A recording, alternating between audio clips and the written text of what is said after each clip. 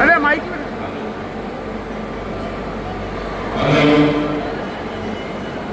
थोड़ा मेरा सहयोग करें 1 मिनट के लिए। मैं अगर आपको बोर नहीं कर रहा हूं तो मेरे लिए तालियां बजाइए। धन्यवाद, आपने इजाजत दी है कि मैं आगे कुछ और बोलूं। इस बच्चे को अचानक बेटी को क्या नाम, छवि ये नाम ले रही है। विकसित भारत, मैं जब पैदा हुआ तो मुझे मेरे टीचर्स और गुरुओं ने बताया, मेरे साथ के हम उम्र लोग जो बैठे होंगे, कि हम विकासशील भारत में रहते हैं। मैं पढ़ा करके नौकरी वोकरी में आ गया, तब तक भी भारत विकासशील ही था। अभी भी भारत विकासशील ही है, विकसित नहीं हो पाया है। अर्थव्यवस्था की शब्दावली में, इकोनॉमिक्स की शब्दावली में उसके लिए टारगेट सेट किया है 2047, 2024 चल रहा है। कितने वर्ष बचे हैं? 23 वर्षों का एक टारगेट है हमें विकसित भारत बनाना। ये बगैर 140 भारतीयों के मेहनत, खून पसीने के बगैर संभव नहीं है। एक बच्चा, धन्यवाद संपत जी, एक बच्चा प्रगति और तरक्की करता है, पूरे परिवार की प्रगति और तरक्की होती है। परिवार की तरक्की और प्रगति होती है तो उसका जो पूरा कुटुंब है वो भी गौरवान्वित महसूस करता है। और इसी प्रकार से प्रक्रिया आगे बढ़ती है। जाति समाज जिससे वो आता है, उसकी तरक्की प्रगति होती है, वो गौरवान्वित महसूस करता है। शहर की तरक्की और प्रगति होती है, प्रदेश की होती है और फिर राष्ट्र की होती है। हम सबके योगदान संभव नहीं है। 40 करोड़ भारतीयों को लगना पड़ेगा। उसमें भी आपके समाज का दायित्व सबसे ज्यादा है, क्योंकि हम सब लक्ष्मी पुत्र और पुत्रियां हैं। आपकी जिम्मेदारी ज्यादा, बगैर आपके संभव नहीं। तो मैं ईश्वर से प्रार्थना करूंगा, इस प्रांगण में बैठे हुए सभी लोग आज से दृढ़ संकल्पित हो कि वो स्वयं से ये प्रतिज्ञा करें, बच्चों का मानस इस प्रकार का बनाए कि 2047 का सपना पूरा हो और 23 वर्ष बाद इसी हॉल में या इससे बड़े विशाल हॉल में कार्यक्रम हो रहा हो और उस वक्त का एसपी, कलेक्टर जो भी मंच पे बैठा हो, आकर के कहे कि आज हम विकसित भारत में बैठे हैं, विकासशील भारत में नहीं बैठे।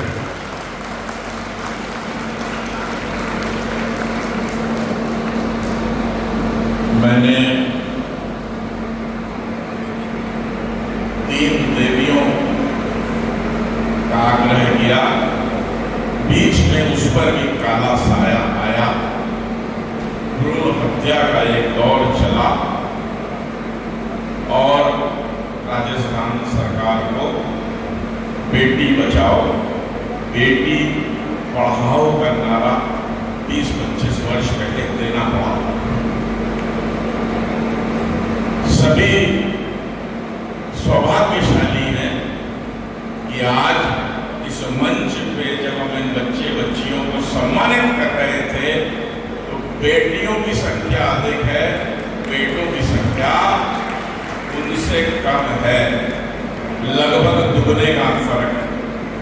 ये इंगित करता है कि हमारा समाज सावचेत है, हमारा समाज बच्चियों बेटों में भेदभाव नहीं करता है, हम दोनों को बराबर से पढ़ाते हैं। लेकिन अब ये जो बच्चे तीन और अन्य हैं, इनके सोचने वाली बात है, ये जो रेस में पिछड़ रहे, बच्चियां आगे निकल रही, तो बच्चियां तो बधाई की पात्र हैं, लेकिन बच्चों को भी कंधे से कंधा मिला करके चलना पड़ेगा, तभी इक्विलिब्रियम बैलेंस बनेगा।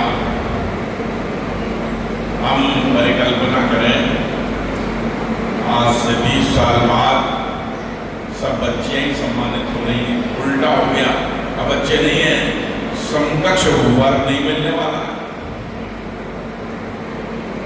कृपया माता पिता इस ओर भी ध्यान दें, जो ये मोटरसाइकिल और मोबाइल अपने छोरों को दे देते हैं और लफंडरगिरी करते हैं, उस पर रोक लगाएं, ये आग्रह है आप लोगों से। हमें दोनों तरफ ध्यान देना है, एक तरफ पासा गड़बड़ाया तो बच्चियों पे आफत आई, हमने उसको संभाल लिया, अब लड़कों पे ध्यान देने की भी जिम्मेदारी है, जरूरत है। मैं समझ सकता हूँ, मेरी भी 2 बेटियां हैं, और जब 2 दूसरी हुई तो समाज का दबाव, प्रेशर, बेटा बेटा बेटा।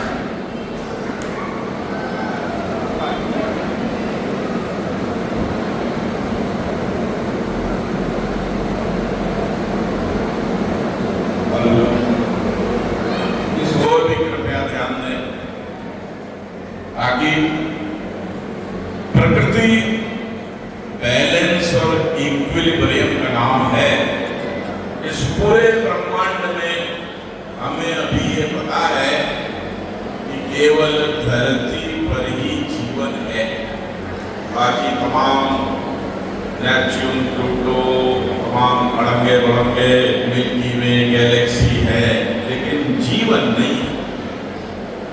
जीवन होने के लिए एक समीचीन मात्रा में टेम्परेचर, जलवायु, पानी, खेती, ऑक्सीजन, हर चीज बड़े बैलेंस में चाहिए।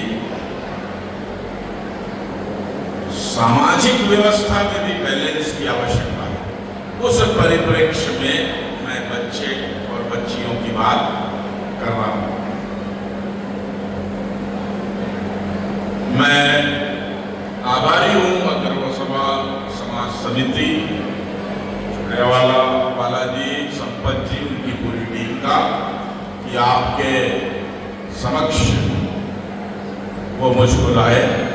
मैं दिल से, हृदय से आभार व्यक्त करता हूँ, और चूंकि मैं सपत्नी आया हूँ तो मेरी पत्नी की तरफ से भी मैं धन्यवाद ज्ञापित करता हूँ कि आपने हमें आमंत्रित किया। ईश्वर से, प्रभु महाराज श्री अटल जयंती से प्रार्थना भी करूंगा कि समाज दिन दूनी रात चौगुनी प्रगति और तरक्की करे, सभी स्वस्थ रहें, दीर्घ आयु हों।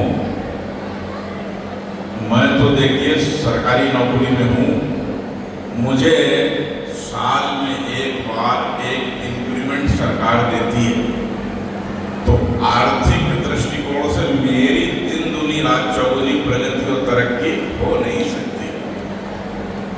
आप जो व्यवसाय से जुड़े लोग हैं, नौकरियों से अलहदा, उनकी दिन दूनी रात चौगुनी प्रगति हो सकती है, संभव है।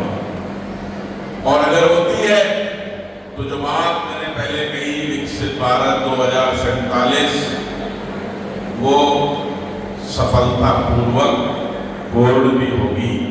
तो इस प्रार्थना के साथ मैं विदा लेना चाहूँगा कि हम कभी बाद में मिलें तो विकसित भारत हो, ऐसी मेरी प्रार्थना है और आपसे भी मैं निवेदन करूंगा कि प्रतिदिन इसके लिए संकल्पबद्ध रहें।